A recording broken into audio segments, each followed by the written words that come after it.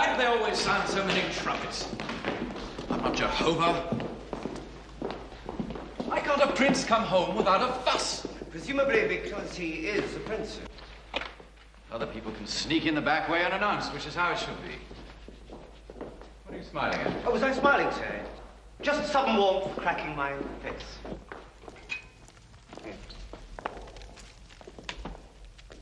A prince's lot is nothing more than a bore. Your face cracks rather easily, doesn't it? Now, you mark my words. Before you can count to 10, through that door with the odious punctuality of our neighbor's much vaunted, recently invented, hideously irritating cuckoo clock, will come our dear and loyal subject, the ever unctuous Lord High Chamberlain. 5, 6, 7. He's improving.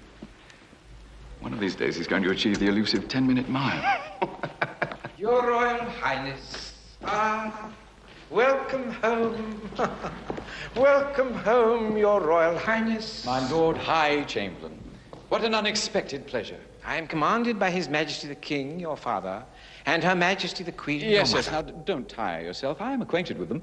How are my doting parents? Their Majesties are naturally most anxious to hear such glad tidings I feel sure you bear concerning your recent absence from the court, namely the matter of your acceptance of and betrothal to the Princess Selina of Carolsfeld. Indeed, in anticipation of such wonderful news, His Majesty the King has decided to make you a Knight Grand Cross of the most illustrious order of St. David the Martyr. Which is usually awarded posthumously. A suitable honor, as it happens, for the matter of my betrothal is very status quo. I did not find the lady of your choice to be my choice. Oh, but sir... We are returned, as we departed. The king, I'm sure, and indeed my dear mamma, will share your noticeable grief. Indeed, sir, the whole court will be grieved. Well, so be it. Any simple peasant is afforded the ability in love to win or lose, while I of the nobility am robbed of the facility to choose. Any serf or servant can by natural selection elect himself a mate if she's amenable. But due to my high breeding, I'm continually acceding to demands I find increasingly untenable. All I ask, and it's a simple enough request, well, follow me, by all means, follow me. I wish to know, I demand to know, why can't I be two people? Why can't I live two roles? Why can't one of me perform all the cloying amenities while the other me, twin brother me, be a free and happy soul? Why can't I be two people? Split myself right in half. Then I could satisfy and mollify and pacify and qualify, while the other me would have a hell of a healthy laugh. Ha! The custom of royalty in referring to oneself is to naturally employ the royal we. We are very happy. We are very sad. We are bored and suffer from ennui. For a royal prince, there's no such word as me. It's always we.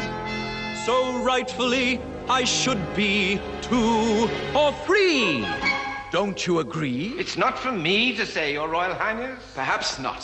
So I ask myself, why can't I be two people? Why can't I play two parts?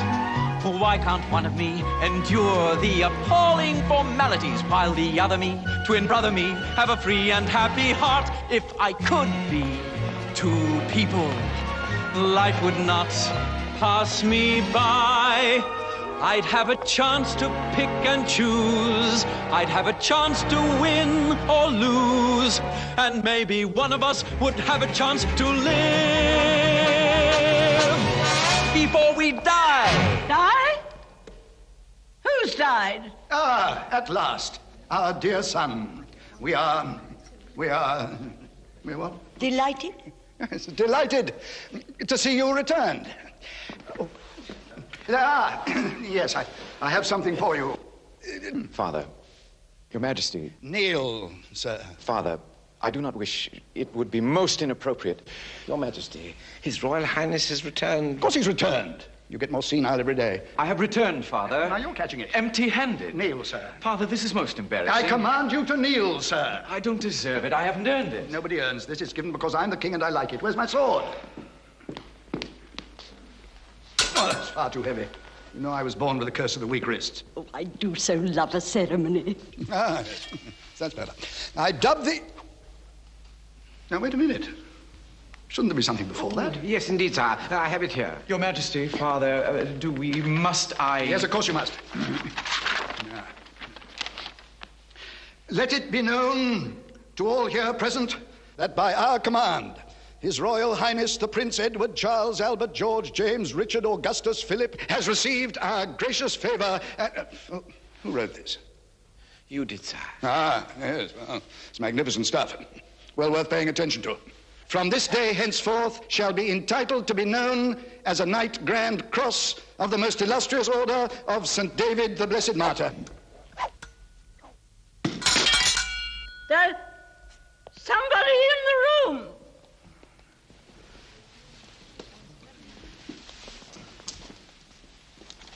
Very fine. Now I kiss you on both cheeks. That's the part I like best.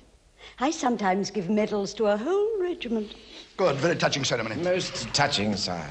Sycophant. Don't always have to agree, you know. Congratulations, dear cousin. Oh, Lord. Who let him in? Congratulations. I heard all the trumpets. Now, don't you start. Oh, a little premature, am I? I say, have I dropped the tiniest of social briquettes? I mean, I was being quite sincere. Well, you know, as sincere as I ever am. Oh, no. Who is it? Has there been an uprising? No, Your Majesty. It's just the Duke of Montague. Is he still alive? I thought we'd buried him. Father, ever since I entered this room, I've been trying to tell you that what you expected of me did not take place. My throw, I think. No, it's not. You're cheating again. Kings never cheat. They adapt to circumstances. But they never cheat. If I may, sir, by your leave, this thing is choking me. You see how I'm placed? Accused in front of the court by my own wife. Father, this is serious. Of course it's serious. I shall probably concede the game. It's a royal prerogative to be unsporting. Never concede. My throw.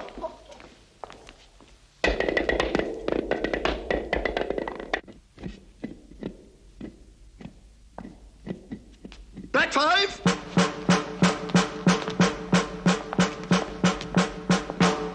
The match, Father, was of your making, not of mine. Even so, as a dutiful son, I journeyed far beyond our borders to pay my respects to the lady and see for myself. And she was fair, was she not? Indeed, sir. Perhaps pale rather than fair. A sickly lady, sir, given to much swooning and vapors. All ladies swoon. They know it's expected of them. Some swoon more than others, sir, and swooning to excess is not a quality I greatly admire. She refused you? Is that what you're saying? No, Father. She could not refuse me because I did not offer. You perhaps placed too much trust in the portrait painters of Carolsfeld. The likeness was no likeness. Indeed, since you forced me to the discourtesy, the lady was bald, sir. Her golden tresses false.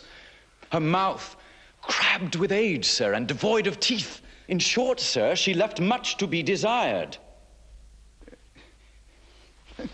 Extraordinary. Father, it's a small thing and doubtless very irritating to you. But when I marry, as needs I must one day, it will be for the convenience of love rather than the convenience of convenience. Love? Did he say love? How absurd. What has love got to do with getting married? Why should love enter into it at all? Love can make you quite emotionally harried when you're married. It's pedantic and romantic folderol. Find a mate, dear boy, find a mate. Princess Susan, Princess Karen, Princess Kate. Find a mate, dear boy, find a mate. Love will have to wait. I disagree. You disagree? How can you disagree, dear? Look at me. Look at us. Yes, look at us. What has love got to do with being married? Being married is a problem all its own. Love is highly overrated and makes marriage complicated when the bed is elevated to the throne. Find a mate, dear boy, find a mate. Pick the proper princess, climb to propagate. Find a mate, dear boy, find a mate. Love will have to wait. There is many an eligible maiden of good family with title of her own, who would come to us bountifully beladen with an army that could fortify our throne. Uncle! I couldn't have said that better myself. Well, I could, and in fact, I think I will. What has marriage got to do with being happy? Being married can't compare with being royal. Being royal, you engender every luxury and splendor, while a marriage can get overripe and spoil. Find a mate, dear cousin, set the date. Why procrastinate and stay the hand of fate? Find a mate, dear cousin, set the date. Happiness can always wait. Get him out of here. Get him out. Oh, have I made a little faux pas? I was enjoying myself. There, you see, that's the price that we shall have to pay unless you name the day. Listen, lend an ear. I say again, what has love got to do with getting married? What has bread got to do with wedding cake? We are bold with your defiance of connubial alliance, for our line of royal giants is at stake. Find a mate, dear boy, find a mate. We are growing old and time is growing late. Find a mate, dear boy, find a mate. It's your duty to the state not to stay a celibate. Find a mate. Find a mate. Find a mate. Find a mate. What has love got to do with getting married? We are not prepared to say.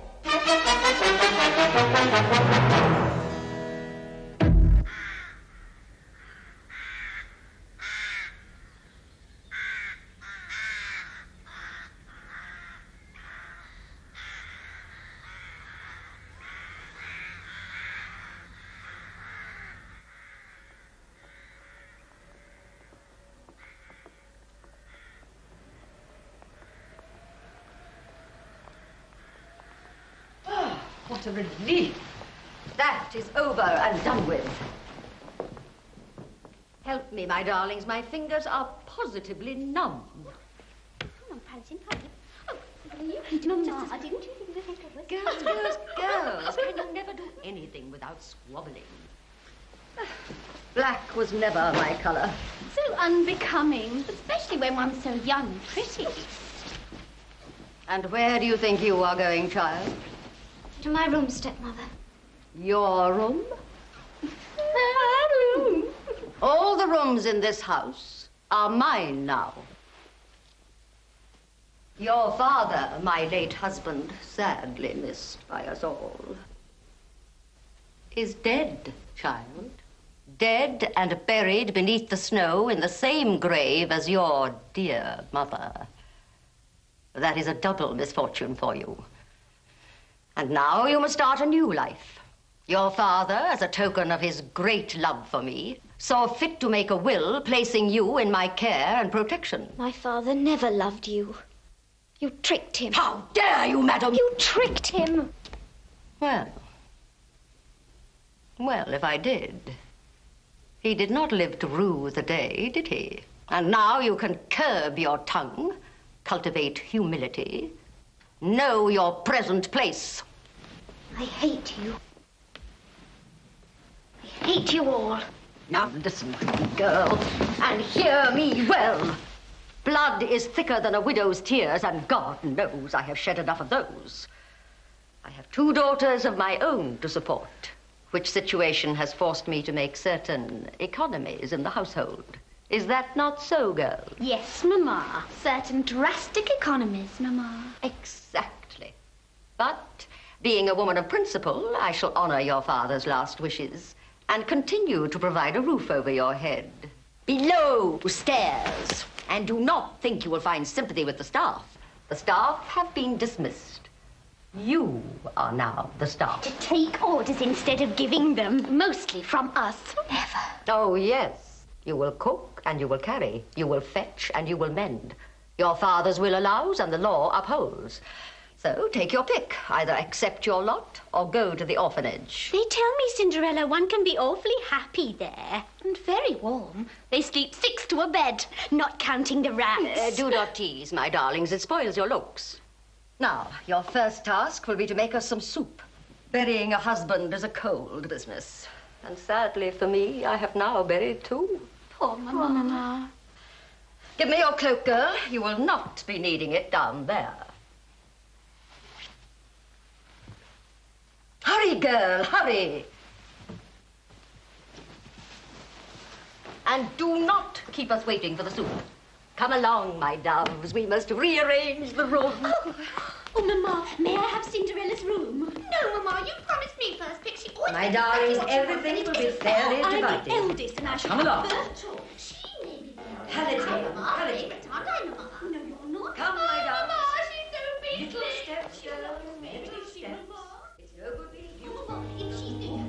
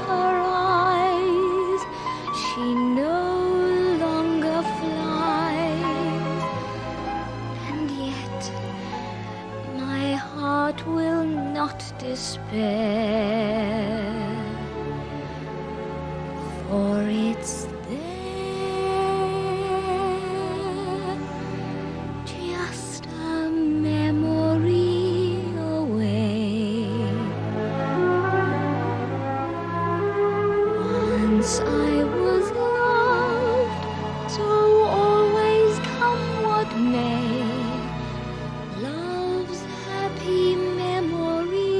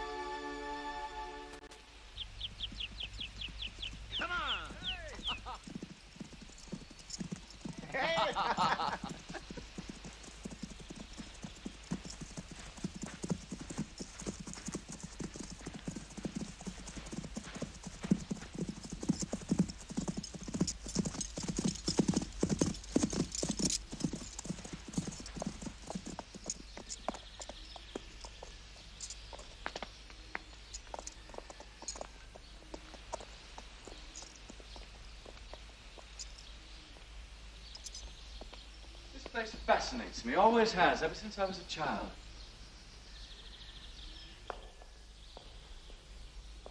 It isn't just thoughts of destiny or morbid curiosity.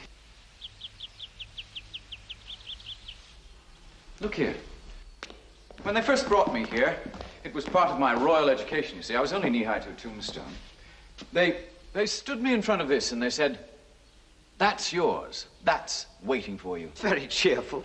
Humor was never the family's strong point. I wasn't frightened. I was intrigued. I see they've even put your name on in advance. It's a sobering thought, isn't it? No matter what I do or don't do, no matter how I do it or don't do it, my last appointment is here. Good kings, bad kings, sane kings or mad kings, benevolent or nefarious, here is where they bury us. Oh, ho, ho, what a comforting thing to know. There's a prearranged spot in the family plot where my royal bones will go. Yes, I'll be slipped into the beautiful family crypt. Oh, ho, ho, what a comforting thing to know. That drunkard young King Ferdinand, he reigned for half an hour. Oh, yes? He got so soused when they crowned him, he fell from the castle tower. And here lies old King Frederick, he stole for 40 years. The day he died, the people cried. They cried? They cried 3 cheers! Ho, ho, he, what a comforting thing to see. The traditional stone that is all my own, where my dying date will be. In peace you'll rest beneath the beautiful family crest. Ho, ho, he, what a comforting thing to see.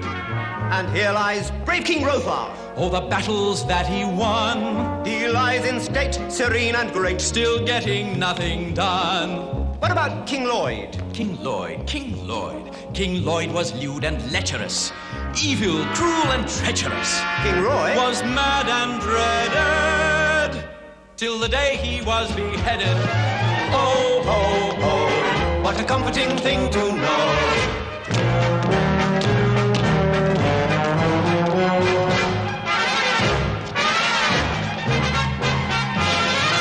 Ho, ho, ho, what a comforting thing to know.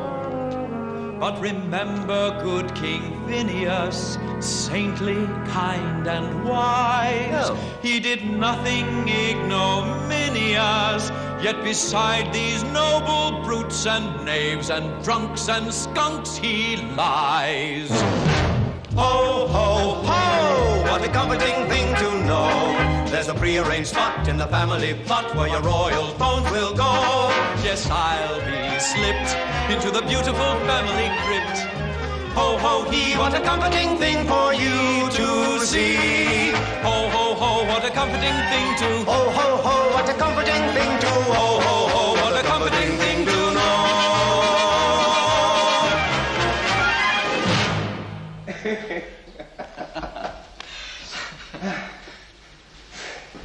Who was that? Sir?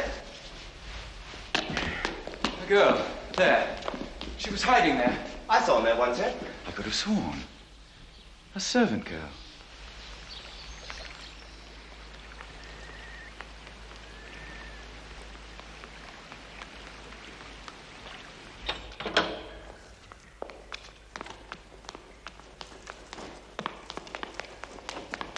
So, madam, you are returned at last. You wicked girl, how dare you disobey me? Where have you been? I only went Yes? to my parents' grave, stepmother, to put some flowers there. How touching. With flowers from my garden, stolen flowers. Oh. I say yes. I say you stole them. You are not only a liar, but a thief. And thieves, we know, must be punished. Come. This is your place, and there is your task. We are expecting guests for dinner tonight. Important guests. And for repaying my kindness with cunning and deceit, henceforth you will not dare to venture from this room without my say. Is that understood? Yes, stepmother. Then make a start. And make amends.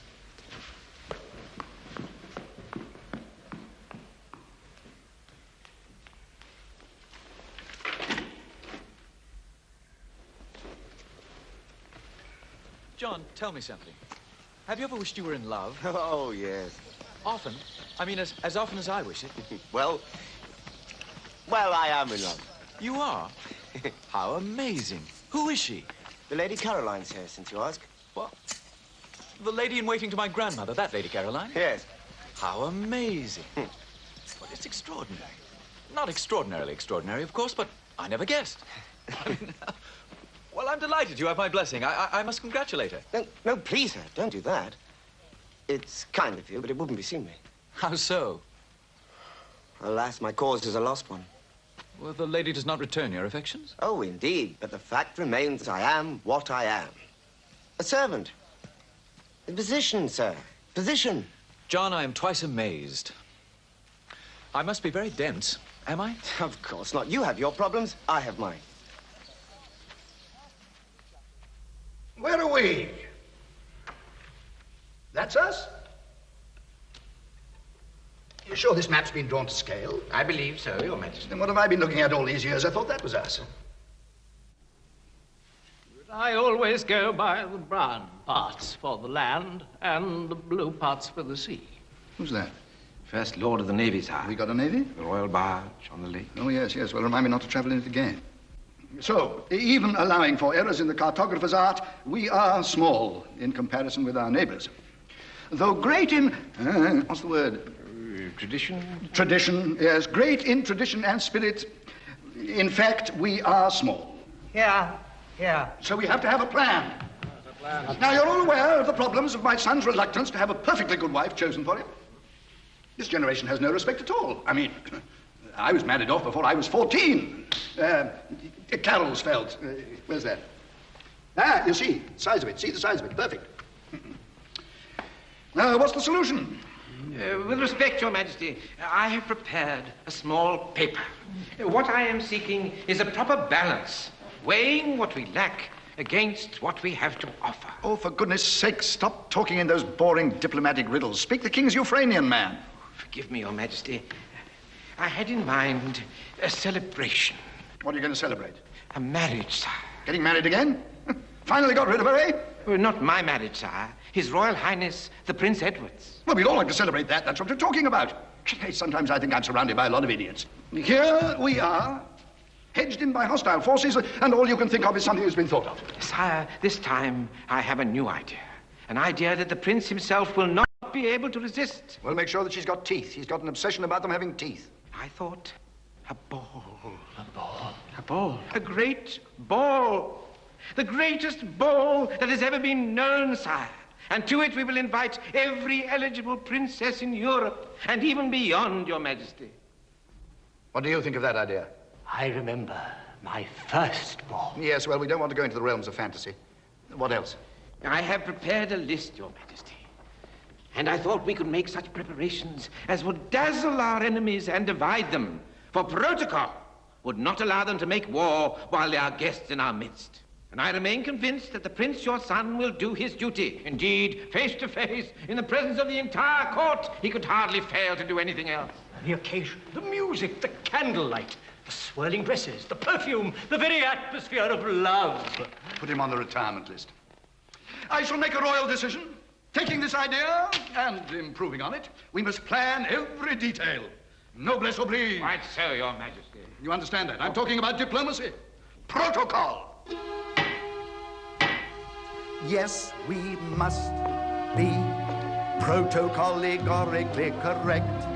Good form must never suffer from neglect. The rules and regulations we respect must be treated circumspect, else the kingdom will be wrecked. We've a system to protect, checked and double-checked and protocoligorically correct. Sire, please, sire, when its army is battered and broken, and back to its borders it crawls, to what clings a tottering kingdom, if not to its protocols? And when the treasure is tapped of its treasures, are the tapestries stripped from the walls? No, the court carries on with its pleasures, inquisitions and banquets and balls. But they must be protocoligorically correct. Good for must never suffer from neglect. The rules and regulations we respect must be treated circumspect, else the kingdom will be wrecked. We've a system to protect, checked and double-checked and protocol-allegorically correct. Oh, well done, sir. President, we need a book that'll give us chapter and verse. In the library? It'll be in the library. I believe we are already within the library, Your Majesty. Well, of course, of course. I knew that. What volume do you suggest? There is only one, Your Majesty, the Bible. Bible? Well, let's keep religion out of it. No, sire, I should say in this case, the Bible is Forms and Addresses for Royal Occasions by de Lyon. Ah. Now then, let me see, sire. Abdications, dismissal of ministers, garden parties, investitures, judicial beheadings. Skip all that. Your Majesty, questions of precedent pertaining to the seating of crowned heads in difficult situations. We should rehearse it. You can be the Princess Esmeralda. As are willing to serve, Your Majesty. And you, the Duchess of Rambouillet. And you, the daughter of the Emperor of Bratislava. And, well, the rest of you can sort it out amongst yourselves. What an inspired idea, Your Majesty. If the daughter of the Duchess of Snarden were to be seated by the Countess of Sneed, For this breach of decorum to Snarden, the invasion of Sneed will proceed and seat the heiress to the barony of Newburgh by the side of her hated cousin Gwen. oh, how quickly the armies of Newburgh would deploy to destroy us again. So we must be protocol-allegorically correct. Good form must never suffer from neglect. The rules and regulations we respect must be treated circumspect, else the kingdom will be wrecked. We've a system to protect, checked and double-checked and protocol-allegorically correct. So we must be protocol-allegorically correct. Good form must never suffer from neglect. The rules and regulations we respect must be treated circumspect, else the kingdom will be wrecked. We've a system to protect, checked and double-checked and protocol-allegorically correct. Protocol. Above all. Makes a kingdom rise or fall. So we must be protocol-allegorically correct. Form must never suffer from neglect. Rules and regulations we respect must be treated circumspect, else the kingdom will be wrecked. We've a system to protect, check and double-check and protocol-allegorically correct.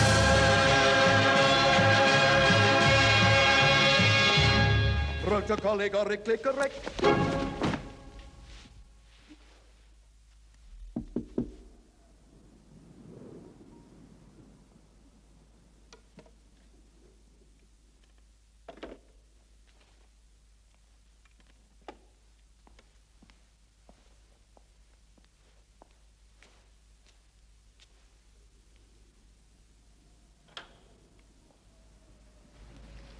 Well, now, were you expecting me? No, I wasn't expecting anybody. Funny. You should have felt something. Losing my touch.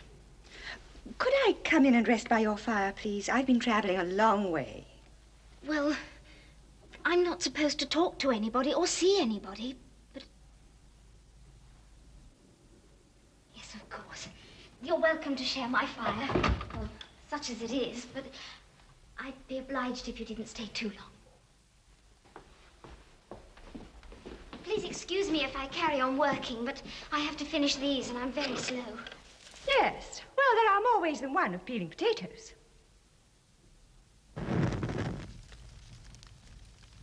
Fire seems to have cheered up. I could warm you a little broth if you like. No, thank you. But thank you for the thought. You live down here on your own, do you? I do now. Yes. Things have changed. But that doesn't mean to say they won't change again. I get around quite a bit, you know. It must be nice to travel. Yes and no. I sometimes wish I could settle in one place, but there's never enough time. I'd like somewhere cozy, with a dog to keep me company. I expect your dog is a great comfort to you. My dog? I haven't got a dog. Isn't he yours? Where did he come from? He came in while I came in.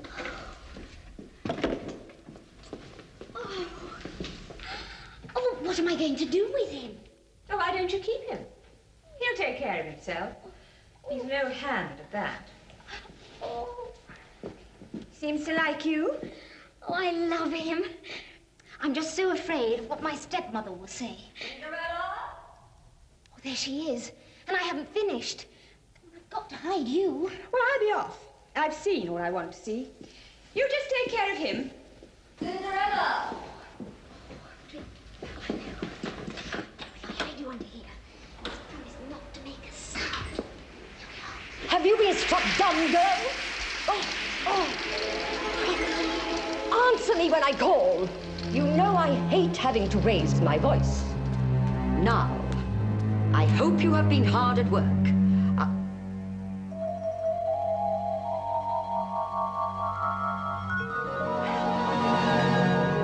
I see.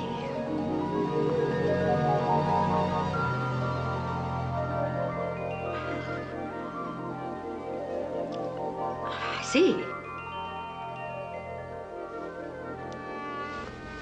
see. I shall have to give you more to do next time.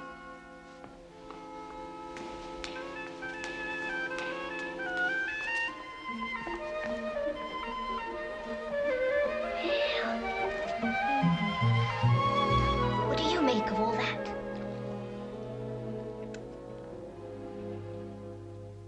I will not have my authority flouted in this fashion.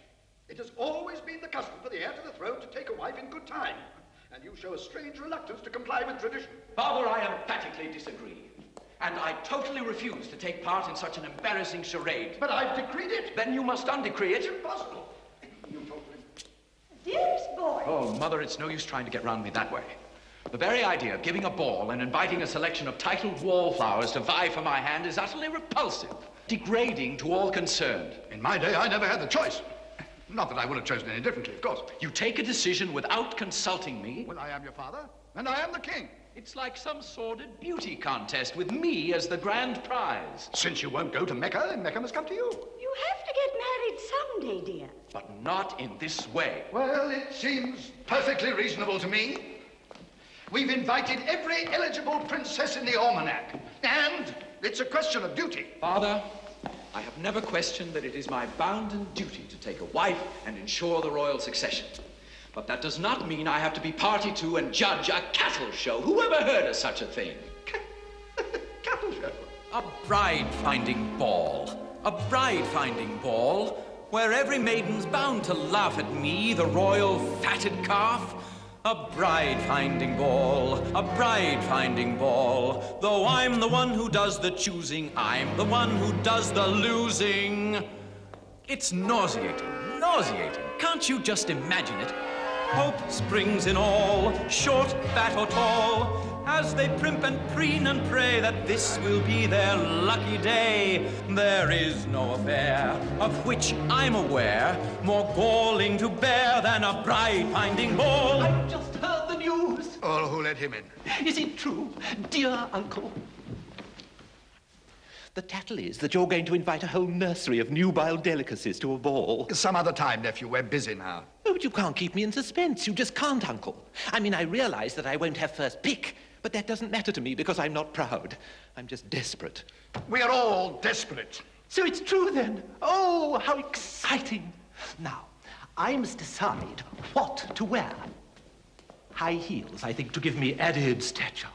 The moment you've made your choice, I shall unleash myself. I've already made my choice, cousin. As far as I'm concerned, you can have your pick of the lot. Oh, but you can't do that. You can't be such a spoilsport. I mean, a bride-finding ball, a bride-finding ball, where luscious lovelies from each land will vie to win the royal hand.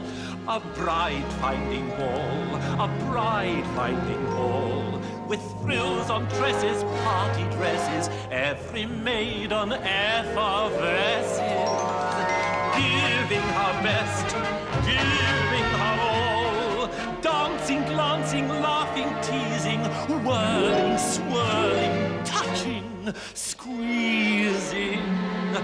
There's no affair to ever compare, or thrill or enthrall like a bride-finding ball.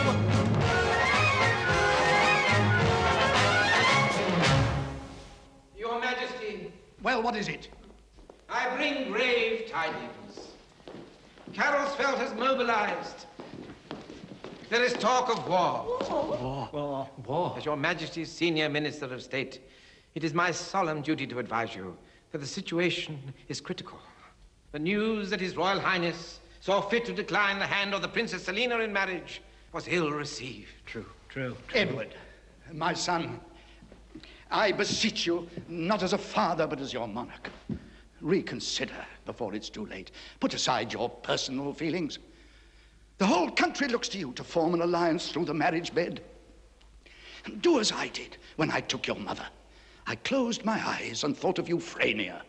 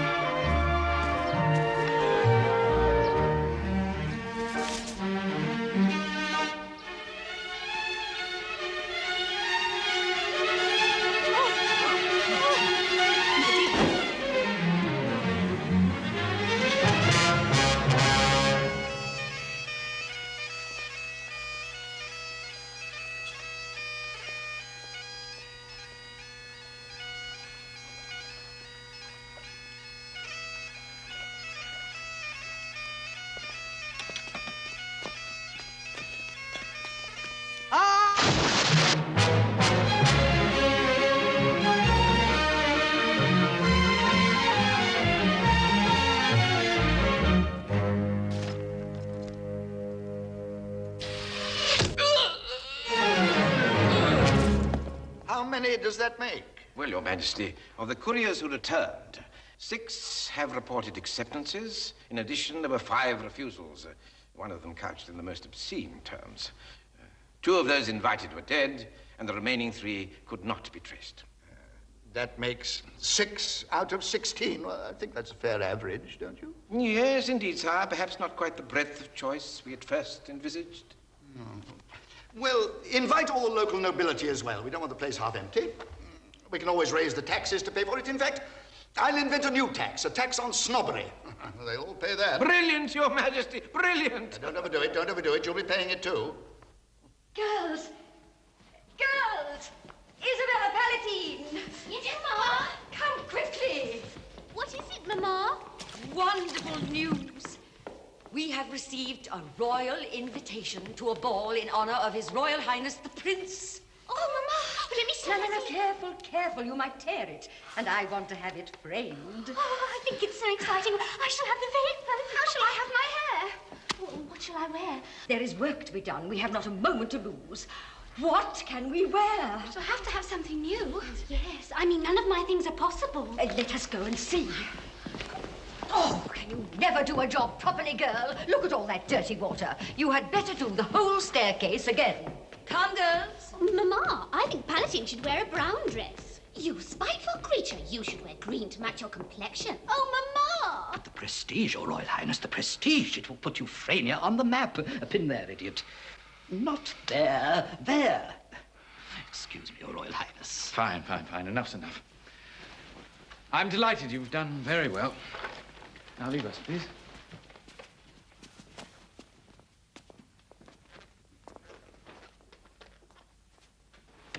Oh, John. What have I let myself in for? A little more pomp and circumstance. And who knows, perhaps there'll be one to whom you can give your heart. Will you dance with your Lady Caroline? Alas, not done, sir. Yes, how stupid of me. I was forgetting. Not in 20 years. And you're sold out. My choicest bouquets. Sold out? What do you mean, you ridiculous man? How can you be sold out when we have not purchased anything? The ball, gracious lady.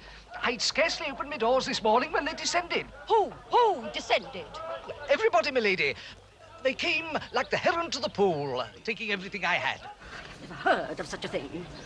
You, my good man, should learn to distinguish between riffraff and people of consequence like us. What shall we do? Coachman, drive us home. Girls, do stop pulling those dreadful faces. I'm in a bad enough mood as it is. Idiot! Oh, Mama, she's so beastly to me. Cinderella! Cinderella! Where is that wretched girl? Why do you not come when I call you? Come over here. I have a job for you to do. Take these, unpick them, and make 3 splendid new dresses out of them. Oh, Mama, you're so clever. Make sure they fit to perfection. Now start immediately. There's not a moment to lose. Be sure your hands are clean before you start sewing. And way to look as pretty as possible. Well, as pretty as we are. We must all be utterly splendid. So run along, child. Start at once. Yes. Utterly splendid.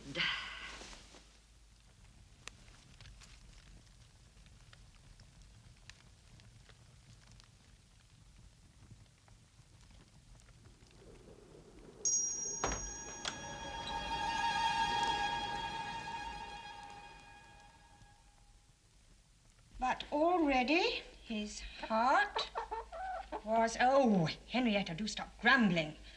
His heart was burning with love, as if it had been laid on red, hot coals. You like that? So do I. Sit down, dear. Don't do that. At this point, Scheherazade saw the approach of morning and fell silent. As well she might. Now look what you've done. Set your friends off. I suppose you want feeding. No rest. No peace. Well, see if you like this. You'll fall. Hansel? Gretel? Is that the wrong way round? Who's that? Oh, it's you, is it? Oh, don't wipe your paws, will you? I've got nobody to help me clean, you know. I have to do it all myself. Do you realize that tiresome Scheherazade is barely halfway through her 1001 Nights? I have to think of another 496 tales before she's safe. And my diary is chock-a-block. Well, look. Wednesday, a sea journey to take care of the little mermaid. Friday, oh, the ugly duckling's due to hatch. Well, I have to be back for that. Oh, do be quiet, Henrietta. I can't think. Now, what's that? Ah, a new key cut for Pandora's box. Well, it's all very well for Hans Christian Andersen to say his life is a fairy story. Mine isn't. Nothing but one long slog. I can do all manner of things for other people, but never anything for myself. Watch. You'd like a bone. Simple. There you are. Let me try it for myself. Would I like a cup of tea? Yes, I would. Thank you very much. Now watch this. Kettle, boil. See? Disaster. Now, what's happened to Cinderella?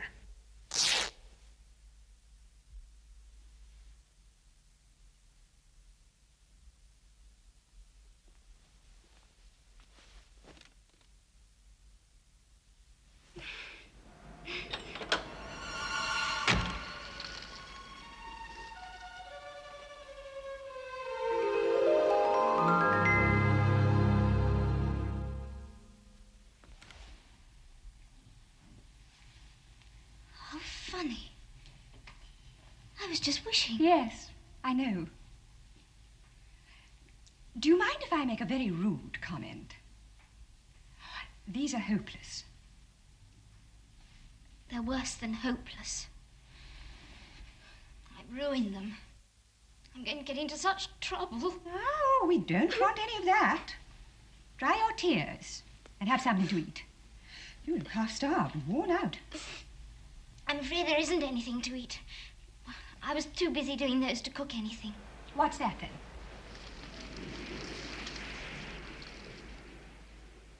Where did that come from? And where did you come from? I don't understand. No. Well, very few people do. You're not meant to understand it. You're meant to accept it graciously. Now, look, I'm a very busy woman, and I sometimes lack tact. The first thing you must learn in life is never to go by appearances. Things are never quite what you think they are. Do eat up. That's one of my best recipes. Take me, for example. I'm not what I seem. Mind you, I don't dress the part, and for very good reason. Human nature... Oh, well, we won't go into what I think of human nature. But if I were to go about my business all sparkle and glitter, quite apart from looking absurd, because despite what they write in those storybooks for children, it's a most unsuitable costume for a grown woman, I should never be able to sort out the worthy from the unworthy. Don't you agree? I'm not sure I know what you're talking about. I'm a fairy godmother.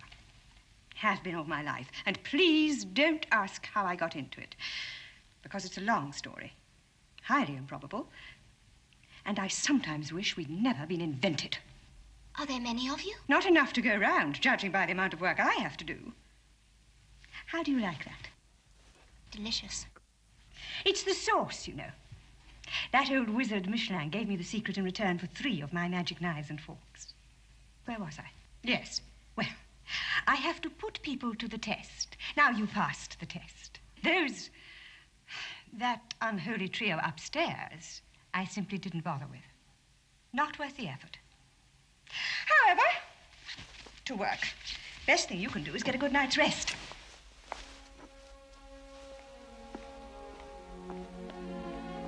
Not you. I didn't include you. You've got work to do.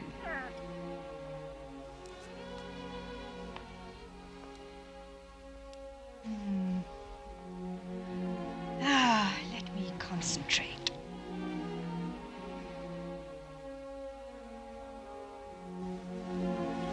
What are they wearing in Paris these days? Can't keep up with fashion. Well, have you got any ideas? Oh, concentrate. Concentrate.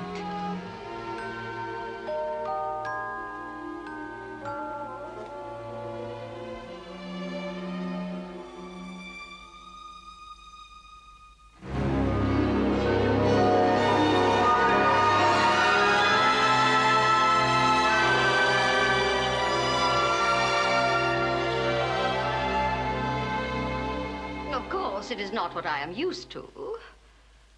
But I must say you have made a reasonable job of stitching this.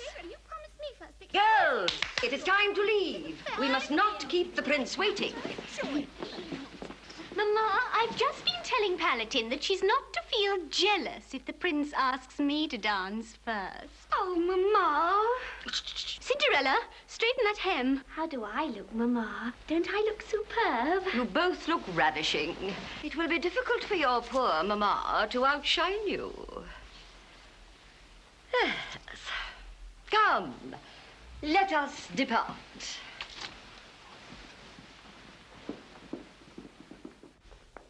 Clear up the mess in my bedroom, Cinderella. I do not want to come home and find it all untidy. Have a nice time. You may depend on that. Oh, Mama, we look wonderful. Well, I do. Come, girl.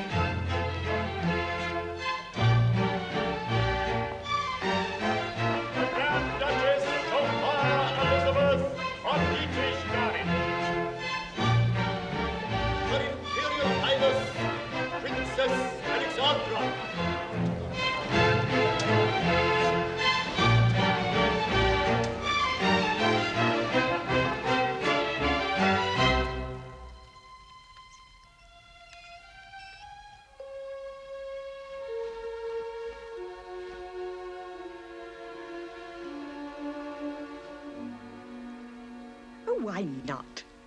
I'll just make time.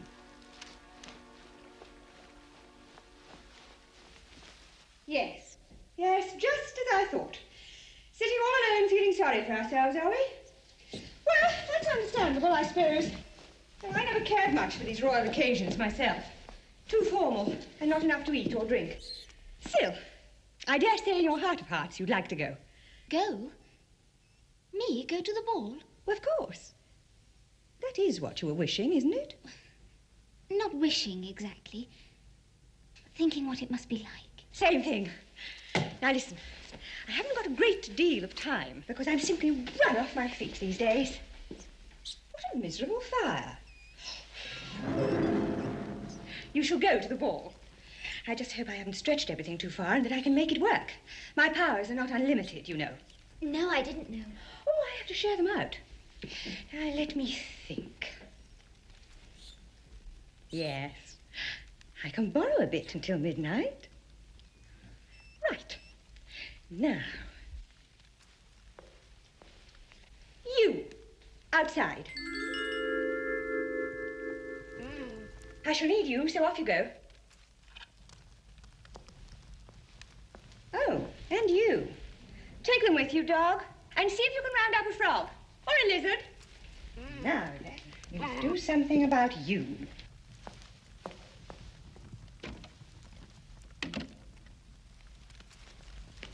Doesn't always work, this. But then I have been lucky. Oh, dear.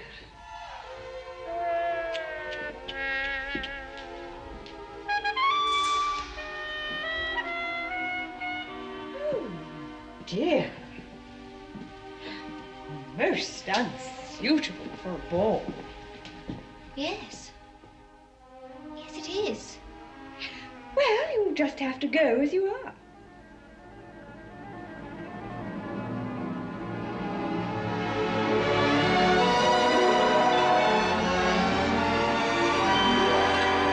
Oh, it's beautiful. It's beautiful. How do you do it?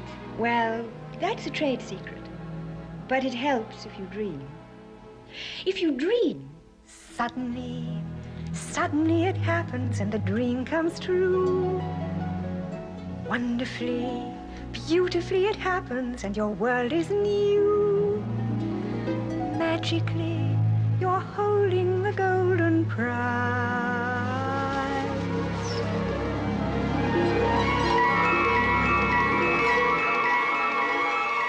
Mystically, your castles begin to rise. Suddenly, dizzily, you're spinning with the thrill of life. Suddenly, thirstily, you're drinking in your fill of life. But secretly, you just can't believe it's true. And wonderfully, beautifully, suddenly it happens to you, Cinderella.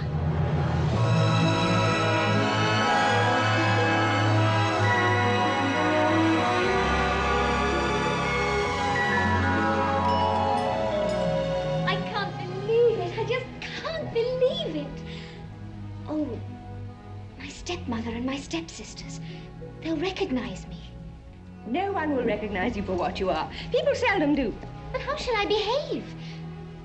I'm dressed like a princess. Oh, just be yourself. And for tonight, you are a princess. The princess incognita. But I must warn you, and take heed, for it is a solemn warning. The magic I have conjured here tonight is borrowed magic. On the stroke of midnight, you must return it. Otherwise, everything I have transformed will change back to its original state.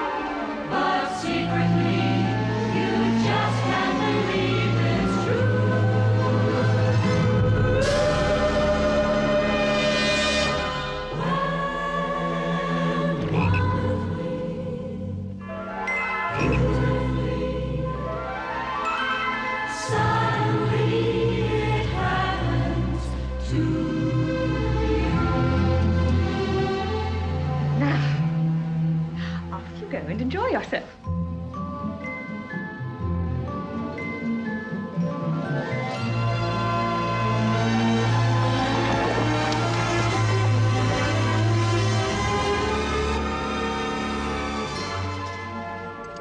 Oh, it's beautiful. Thank you, Fairy Godmother.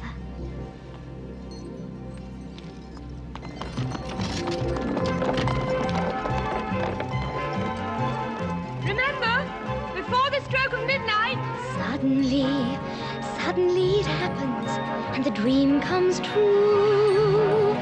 Wonderfully, beautifully it happens, and your world is new. Magically, you're holding the golden prize. Mystically, your castles begin to rise. Suddenly, dizzily,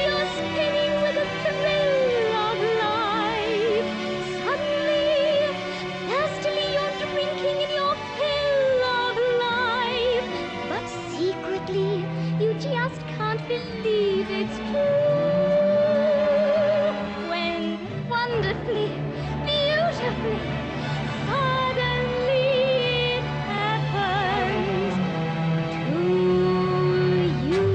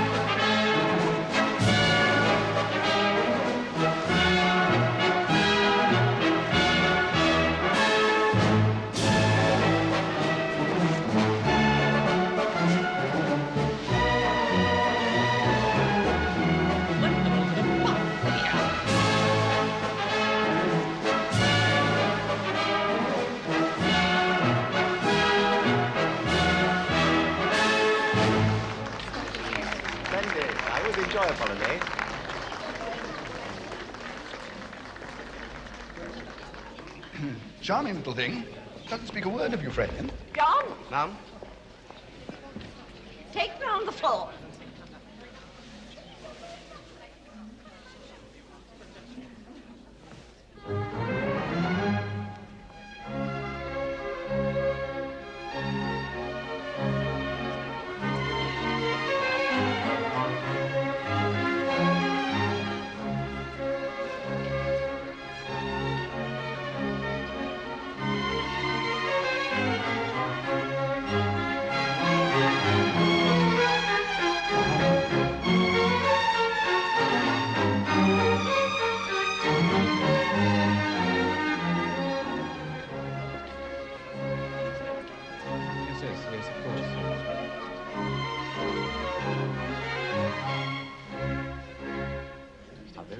Delightful dance, Your Highness. Excellent teeth.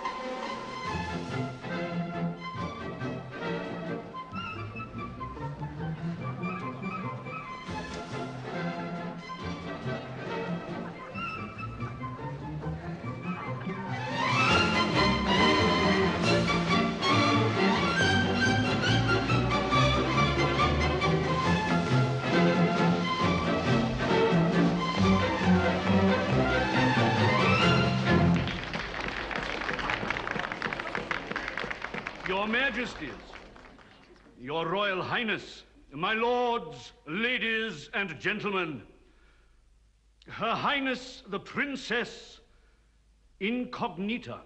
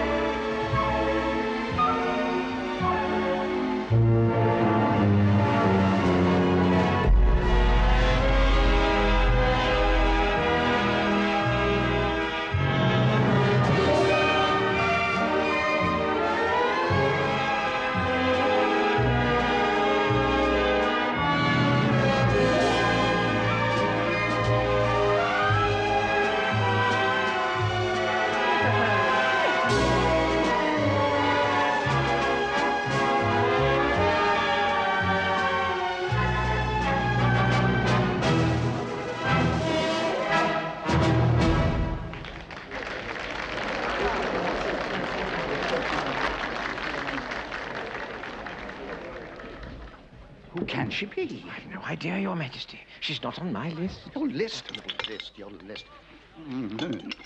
Your list. Find out, man, find out.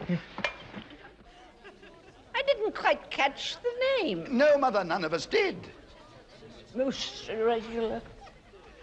Play on, play on. I think should explain why I'm here, Your Royal Highness. My eyes give me enough reasons. My name is Edward, and it is for me to explain myself to you. Explain why I subjected you to this ridiculous charade.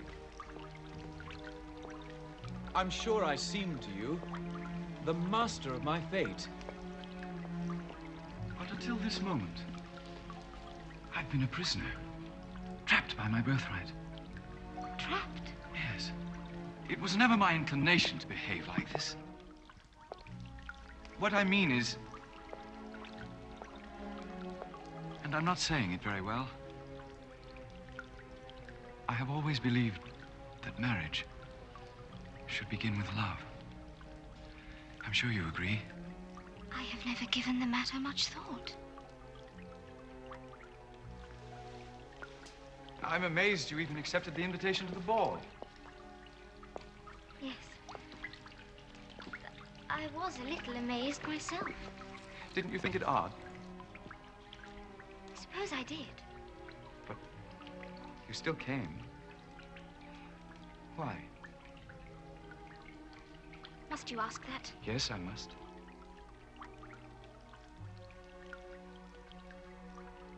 I had heard much of you. Good or bad? Oh, nothing but good. I can't think how. If I were you, I'd have believed the worst. You see, I was expecting. I can't tell you what I was expecting. But whatever happens afterwards, I shall always remember this moment. And you must take my present happiness to make you happier. Take it with all my heart, for I give it with all my heart. There's a secret kingdom all my own, with no castles and no vassals and no throne, just two subjects, you and me, in my private monarchy, where the king is love and love alone. In that secret kingdom that you see, should the make-believe become reality, with no scepter in your hand, no dominion to command, could you be content with only me? What is a song that's never sung? What is a heart that's never thrilled to being young? What is a dream that can't come true? What is my life to me without my love for you? If that secret kingdom's ours to share,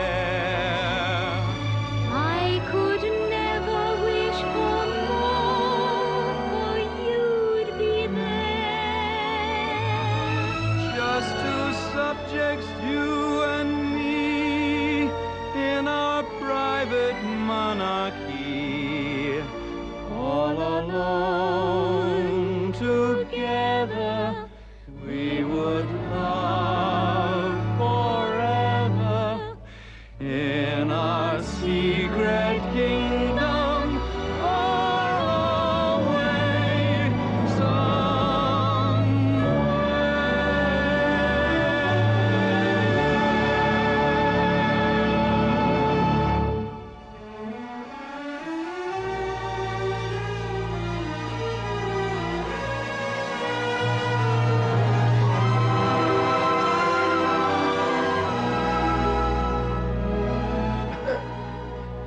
Your Royal Highness.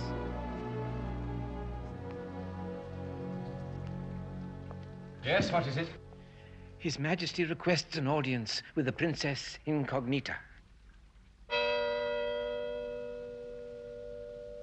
Please tell my father we'll be happy to grant his request.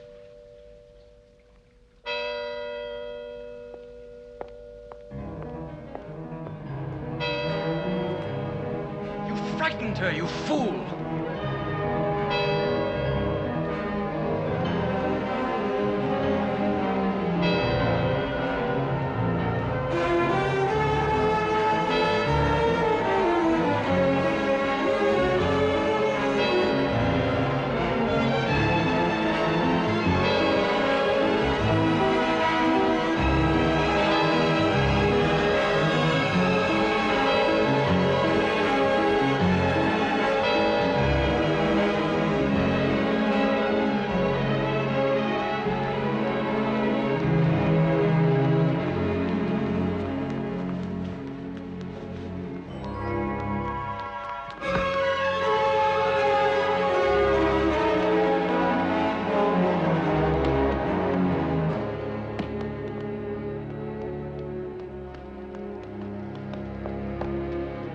Wait!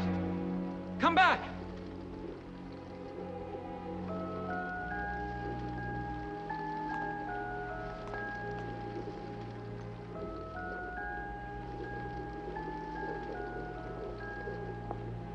Come back!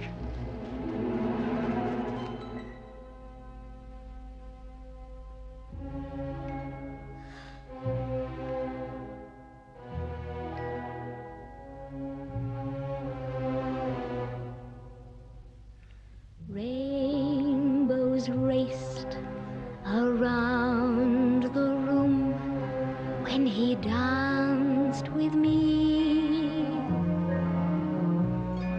Shooting stars began to zoom when he danced with me. In his arms I was ascending, my world became a magic blending of dreams and hopes and love when he danced with me. Though this lovely night was only a fantasy, and I know tonight is all there will ever be. Dancing in his arms forever, my heart will never be free. Dreaming of the night he danced with me.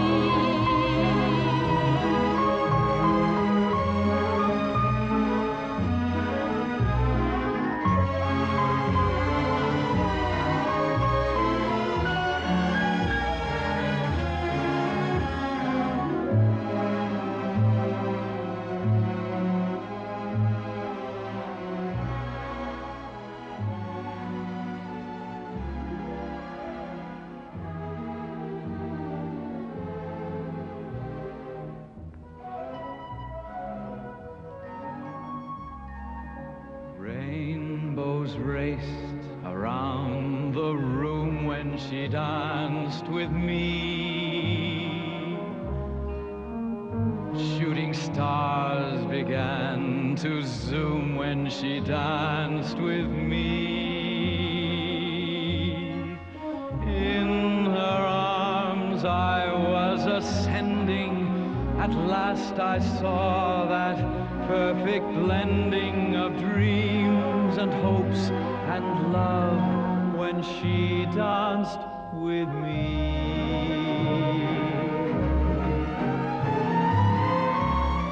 Could it be that she was only a fantasy?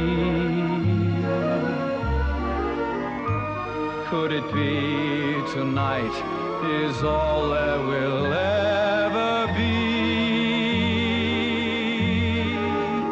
Dancing in her arms forever, my heart will never be free. Dreaming of the night she danced with me.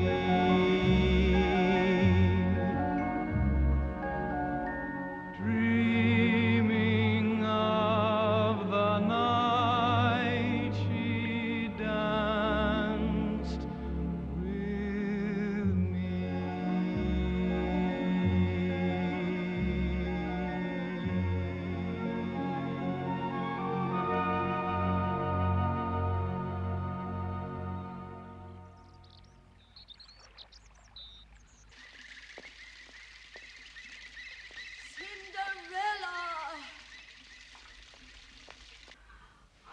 that wretched girl. Cinderella! Yes, stepmother. There you are. Why do you not come when I call? I want a weak infusion of tea. My head is fit for cracking. Oh. Good morning, Mamma. Morning, Mamma. Bring the breakfast. Immediately, Cinderella. I wasn't able to sleep. Oh, the excitement of last night. Not on the bed, my precious. You would have been amazed. Your stepsisters were a triumph. Had it not been for the late arrival of that mysterious princess, I feel sure the prince would have made his choice between my two angels. What princess was that? Nobody seemed to know. You seemed quite taken with her. But then men always go for the obvious. Oh, yes. I mean, she was not that pretty. Striking, perhaps. But don't forget my breakfast. Breakfast? Think, Mamma. We were actually there at the castle. Where you belong, my dear. I wonder what the prince is doing today. I'll tell you what the prince is going to do today. The prince is going to exercise his royal prerogative for once. Leave us. No, stay. I want you to hear this. I'm sick and tired of being treated like some village idiot. And I'm glad you stayed to hear that. After all, he is the heir to the throne. Father, you're the one who treats me like an idiot. You arrange a bride-finding ball. Against my better judgment, I fall in with your plans. I play my part. I greet, I'm polite, I dance with, I flatter, I conceal my boredom from half a dozen twittering maidens of blue blood. In short, I fulfill my side of the bargain. True, I can't fault him there. And then by some miracle, I find the lady of my choice, and what happens? You frighten her away. A search has been made, Your Royal Highness. It is being made, even as we speak. Our police, Father, couldn't find a missing haystack, let alone a needle. How could she disappear without a trace? Do we not have frontiers, customs posts, guards? We have customs, of course. Valuable source of revenue. And most people say that our policemen are wonderful. This is apparently the only clue we have, and I found this. It's remarkably dainty. Exactly. It's unique. Like its vanished owner. Therefore, we must use it. Whoever fits the slipper must fit the bill. He's right. He's right. Whoever fits this slipper shall marry my son. Your Majesty, you have solved the problem. Quite so. Now we must act. You must act. This slipper must be taken to every stranger of note in the land. Yes, it really is very dainty. The young lady arrived incognita, but must obviously be of some consequence. She cannot remain unknown forever. A proclamation is required, sire. Draft it immediately. Be it known that it is our royal will to find the owner of this charming, half the size of your mother's, this glass slipper, etc., etc. You better take it with you. It's very disturbing. I'm proud of you, Edward. By royal command of His Majesty the King, know this, that whosoever shall try on this slipper and find it a perfect fit, then, by royal decree, she shall be given in marriage to His Royal Highness, the Prince Edward of Euphramia, heir to the throne. God save the King! Push, push. So I'm pushing, Mamma. It doesn't fit. Let me try. Now, push hard. Oh. Have you found her? Any sign of her at all? And you? And you?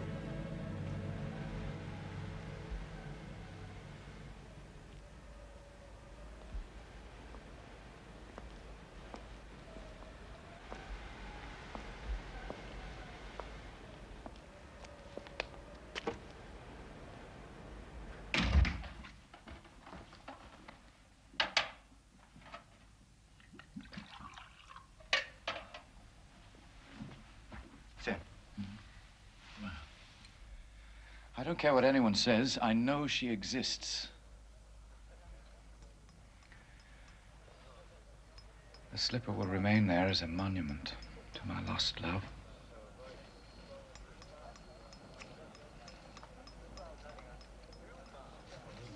How absurd life is. Down there, everything is so simple. People meet, fall in love, marry, and have children. I dare say they envy me here. I'm told envy of princes is a common enough thing.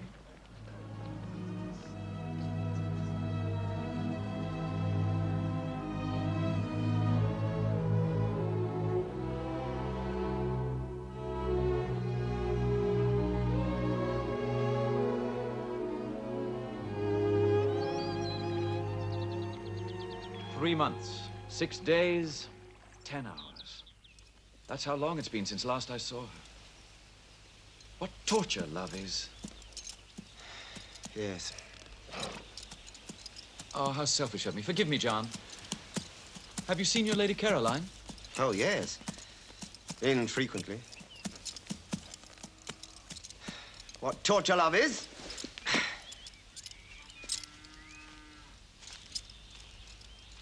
You see, sir, if my father were a chancellor, how easy it would be. The lovely Lady Caroline would be a proper wife, you see. But my father was a servant, and my mother same as he. So the lady of my choosing is a world away from me. That's how it is, and how it was, and how it always shall be. Position and positioning are socially conditioning. How you're born, how you're bred, predetermine who you wed, which means there's nothing changeable, nothing's rearrangeable. Position and positioning are everything in life. Farmers' daughters marry cowherds, that's acceptable and right. Yes? But absurd and quite unheard of is a milkmaid and a knight. I quite agree. He quite agrees. She quite agrees, that's how it always shall be. Position and positioning are socially conditioning. People high, people low, keep the state of status quo, which means there's nothing changeable, nothing's rearrangeable. Position and positioning are everything in life. When a lad first joins the army, this is what he learns for starters. Never court your colonel's daughter, or he'll have your guts for garters. That's how it is, and how it was, and how it always shall be. For position and positioning are socially conditioning. How you dress and fold your head predetermine who you wed, which means there's nothing changeable, nothing's rearrangeable. Position and positioning are everything in life. All the servants in a castle, they reflect the world outside. They have rank and they have station and adhere to them with pride. All the staff that work below stairs may have dreams to work above, but they're locked in their positions by tradition's iron glove. That's how it is. And how it was, and how it always shall be. We know our place, and happily we bow and scrape and bend our knee. But woe betide the woe-begone who try to join our echelon. For privilege is not, you see, confined to just the royalty. Behind these doors, I might suggest, I'm similarly blessed. Disposition and positioning are socially conditioning. Though you work your life away, where you start is where you stay, which means there's nothing changeable, nothing's rearrangeable. Position and positioning are stuck with you for life.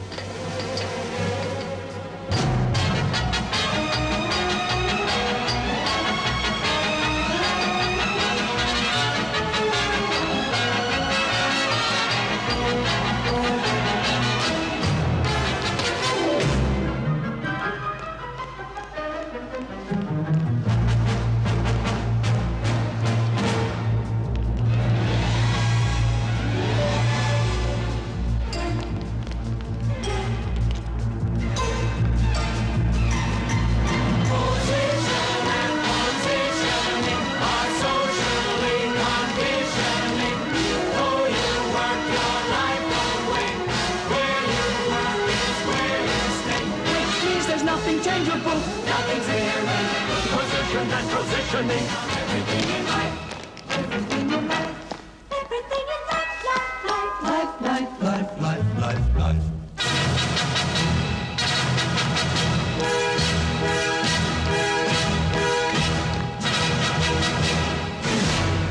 That's how it is?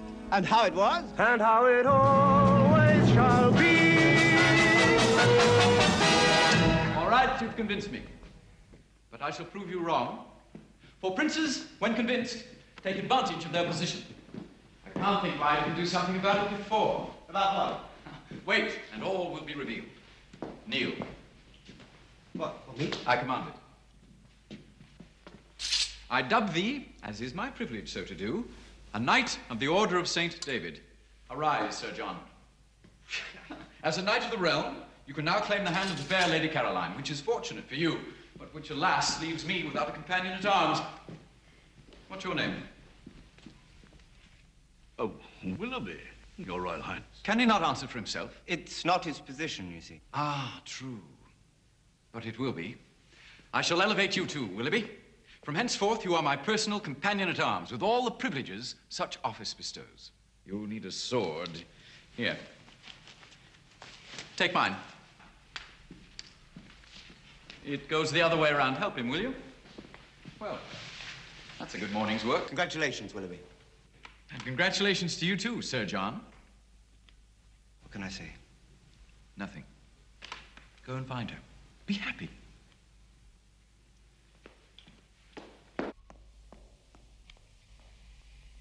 Happy enough for both of us.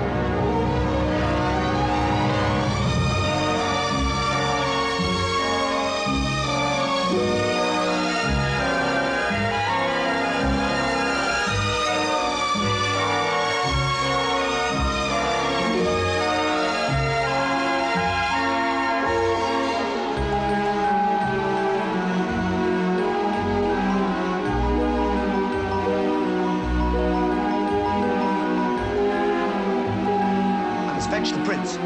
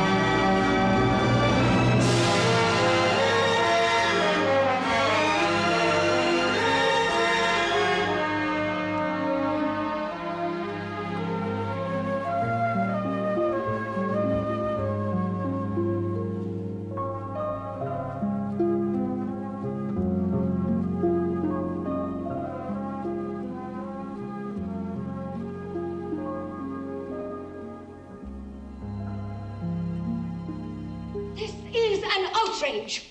Where have you been, you wretched girl? You... Your Royal Highness. What is it, Mama?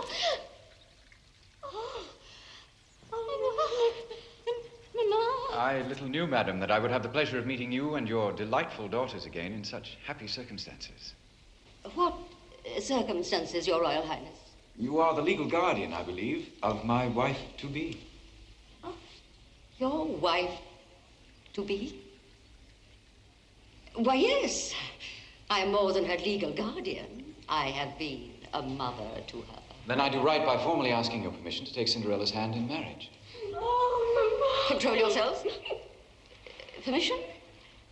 Why, of course. Gladly. Naturally. I don't understand. Do I? Will you be quiet? Your Royal Highness, please allow me the honor of inviting you into our happy home. Come, Cinderella, dear. We were so worried about you. Thank you, but no. I have other urgent business to attend to. And in my happiness, I forgive you all. Forgive me? How dare she forgive me?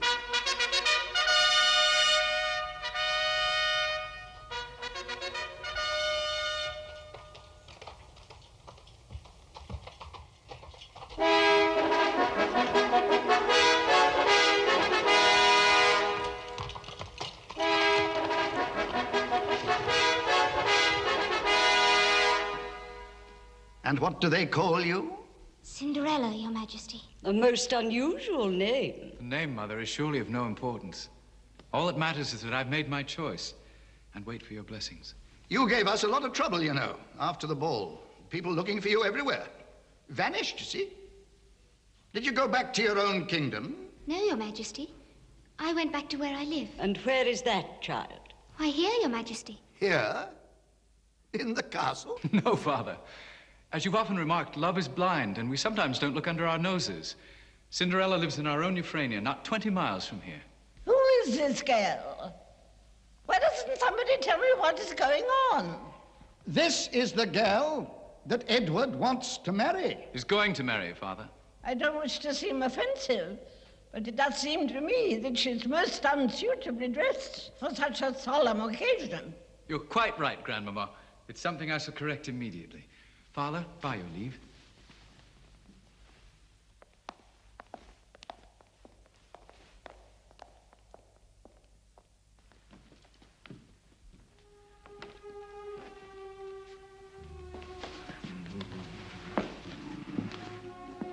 Questions of President. Yes, Unprecedented questions of President. My own thoughts, sire. A meeting, I think, the Star Council. It has already been convened, Your Majesty.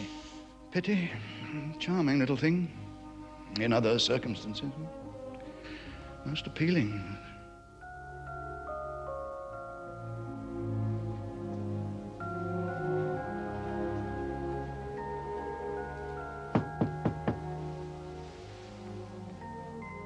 Who is it? My lady, I'm commanded by His Majesty the King to request an audience. Oh. One moment, please. Please enter.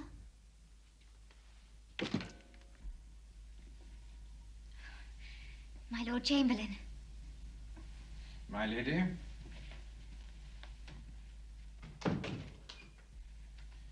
Forgive me for disturbing your rest. But alas, there are some matters of state that cannot be delayed. His Majesty has requested me as his principal minister to broach a question of some delicacy.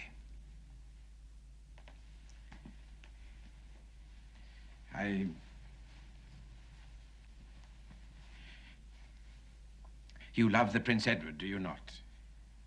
Why, of course. Who wouldn't? Oh, quite so. Oh, please. Please. And he has expressed his love for you before the whole court. Yes. Yes, he has. Very commendably. His Majesty...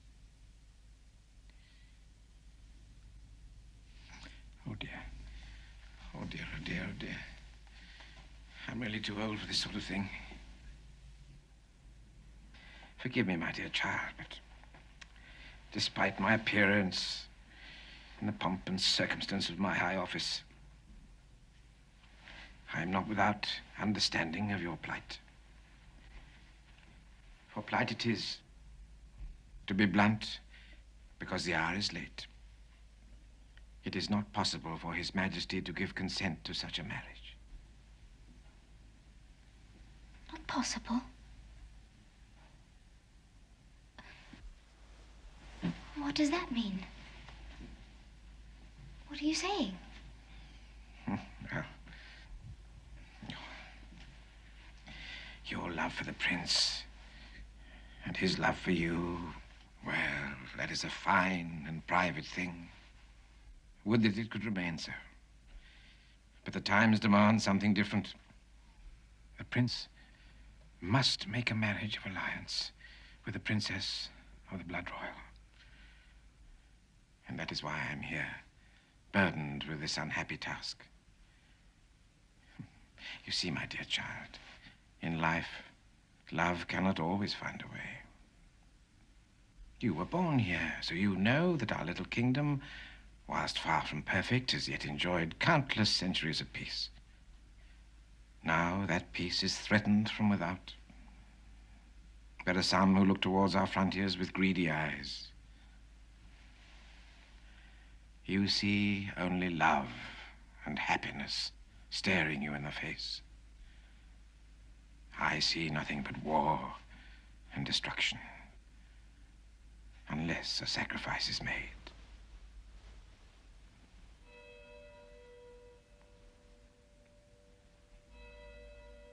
And the sacrifice is to be me. Yes. It's a lot to ask, but I have to ask it. To leave him now. To leave him now, before it's too late. But he would search for me again. He would search for me and find me. I know he would. Yes, that too is true, but we've allowed for that. It is suggested that with proper dowry and every other consideration fitting the circumstances of this most unhappy occasion, it is suggested that you be taken from here this very night to a secret place of exile far beyond our borders. You have forgotten nothing, then. I thank you for bringing such tidings with tact and understanding. You were well chosen for the task. Your ladies in waiting will be sent for. But in bowing to the royal demands, I must make one of my own. My lady? It is not very much. And something which, with your greater experience in these matters, you will not find very difficult. I wish you to tell His Royal Highness, Prince Edward, I wish you to tell him that it wasn't love. Say I tried, say I lied. Tell him I'm unworthy of what he feels inside. Tell him that you heard me say what seemed right just last night simply seemed to fade away in the light of day. Tell him of the countless other lovers whom I tantalized, victimized. Tell him of the many other times I've played this heartless game, just the same.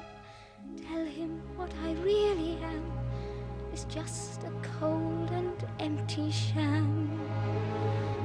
Tell him anything, but not that I love him.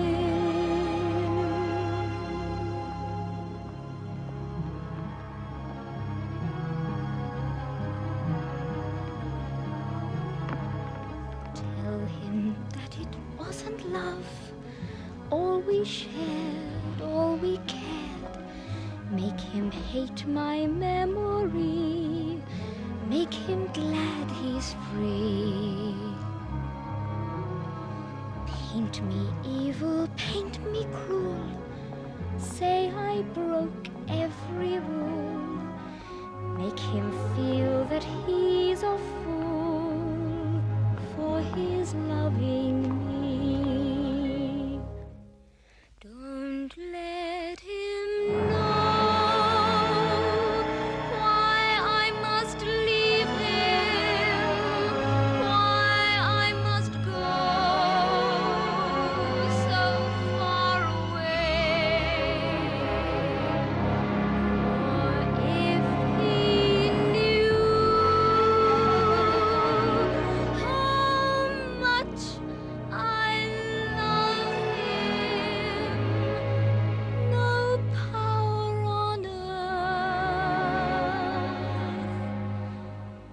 could make him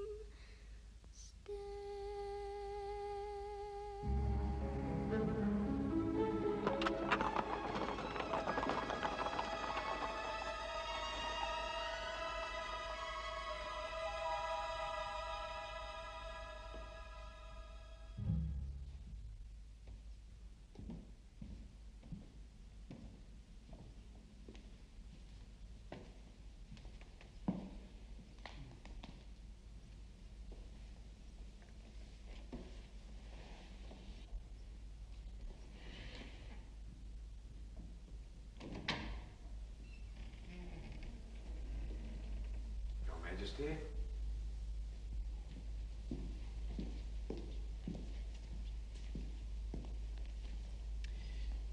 The deed is done. She certainly behaved like a princess.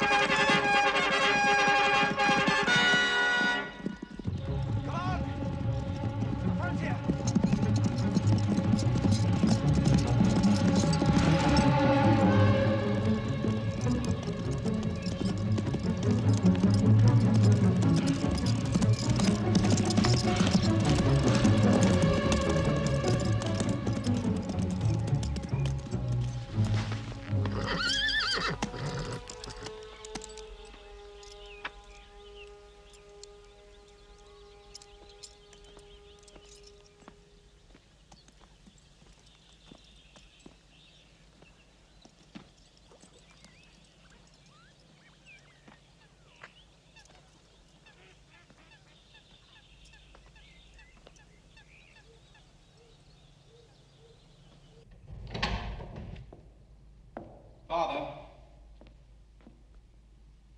Father, you have done what you have done. The spoils are yours. But it is a small victory. If I could explain. Spare me that. Spare me the final hypocrisy of your sympathy. Take your map, rearrange it to your heart's content, make your precious marriage of alliance. You've destroyed whatever vestige of love and happiness I might have found, and you've done it in the name of patriotism, so let it be thus. Choose me a bride from amongst the rag bag of royal virgins I have twice rejected. Choose who you will, I care not.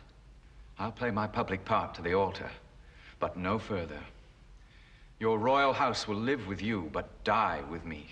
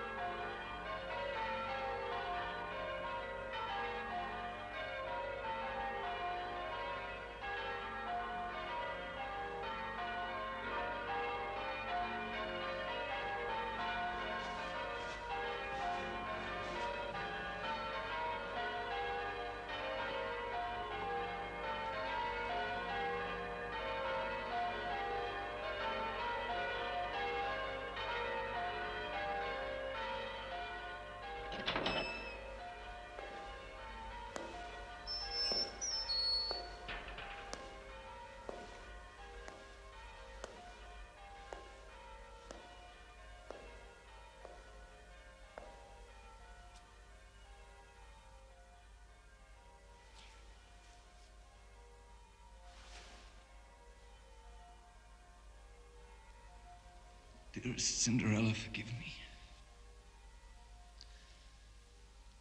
I have no heart for what I must shortly perform. My heart is yours, and yours alone.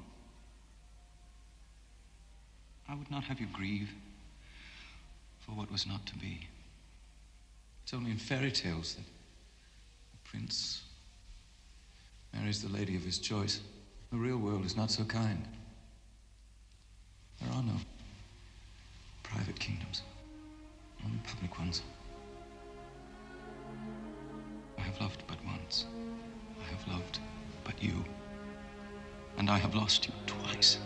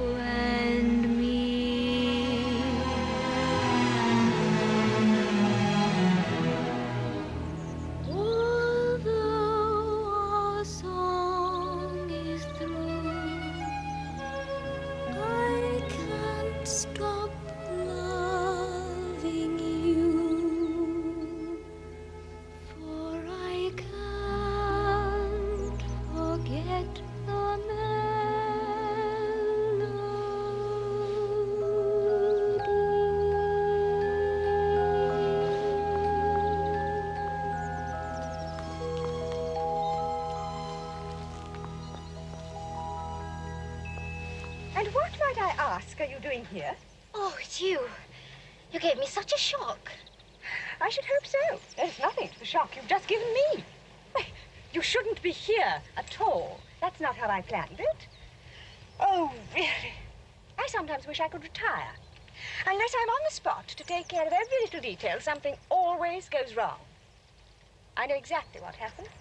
You stayed beyond the stroke of midnight, didn't you? Yes. Oh, but please don't scold me. I'm unhappy enough as it is. Well, of course you're unhappy. Any girl would be unhappy if she were missing her own wedding. Wedding? Yes. The prince gets married today. I have the date underlined in my diary.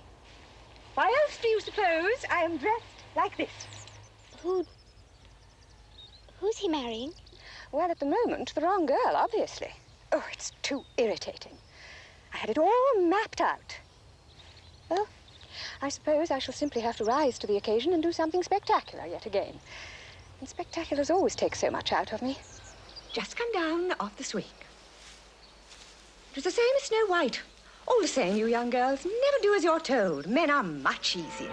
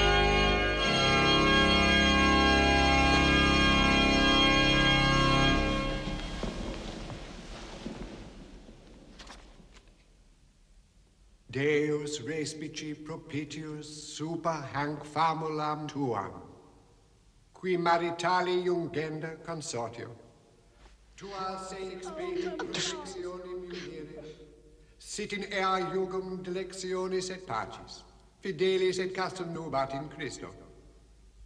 Imitatrix qui sanctarum permaneat feminarum, sit amabilis viros quotidiana, sapiens ut Rebecca, longeverit fidelis ut Sara. Nihil in ea exactibus suis illi auto prevaricationis usurpet.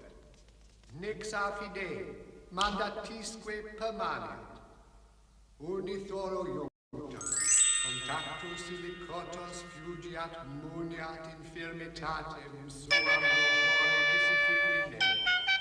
Sit venum pudore venerabis, doctrines celestibus eruditum, sit ficum solo, sit probata et diligent. Your Majesty, sire.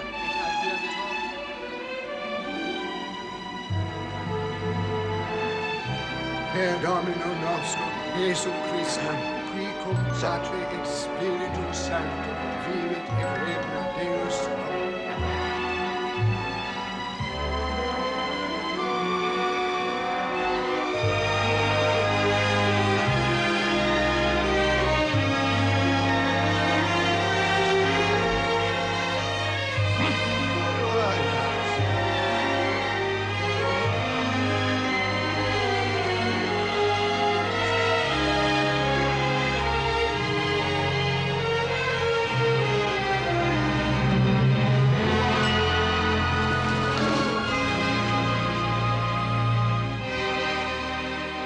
What can I say? This is, I can assure you... To excuse or explain would be inadequate. It is as and much quite as unacceptable. Your daughter, sir. Is the ceremony over? What a relief! Your Majesty, this could lead to war. Yeah, I know. Well, think of something. Well, he cannot marry her, sire. The Constitution does not allow it. Well, don't tell me. I wrote it. Yes, don't tell him. He wrote it. I beg your pardon, madam. And if he wrote it, he can unwrite it. Don't you agree, Your Majesty? He can write what he likes, so long as he clears this room. There are too many people in it, by far, and most of them not worth a candle. After all, you are the king. Yes, that's right, I am. And absolute monarchs should act absolutely. It's very becoming. She's right. Who is she? I've no idea, sire. She must be one of the visitors. But even if you alter the Constitution, Your Majesty, it doesn't solve the problem of the other bride. No, you're right, sir. We're back where we started. It's staring you in the face. What is? The answer. What sort of an answer is that? They're in love. They are? It was love at first sight. You have my word for it. Ask him.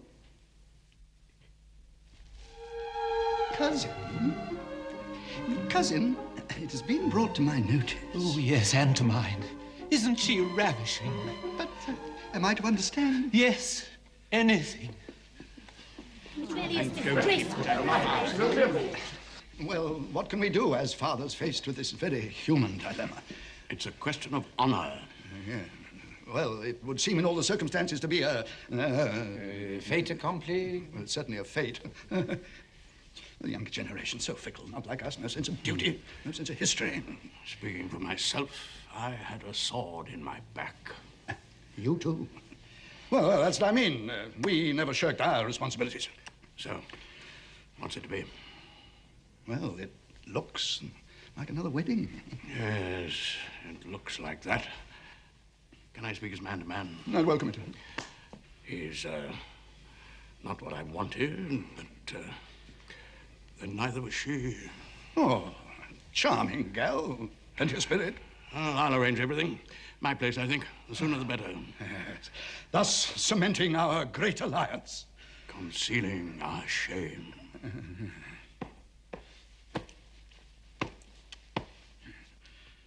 In nomine Patris et Filii et Spiritus Sancti.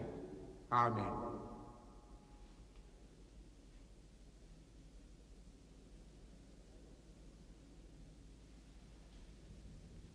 In the name of the Father, of the Son, and of the Holy Spirit.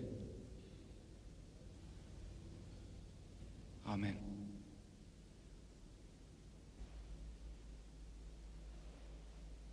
In the name of the Father, and of the Son, and of the Holy Spirit. Amen. In nomine Patris, et Filii, et Spiritus Sancti. Amen.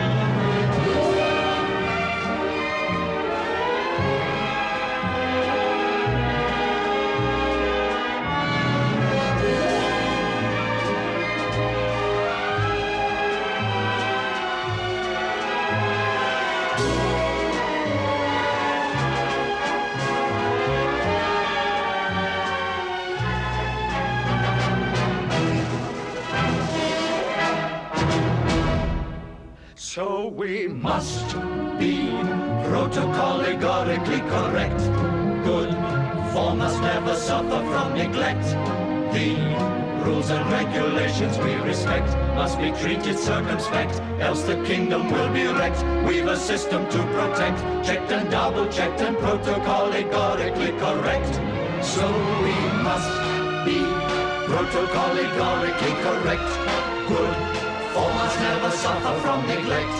The rules and regulations we respect must be treated circumspect, else the kingdom will be wrecked. We've a system to protect, checked and double-checked and protocol-allegorically correct.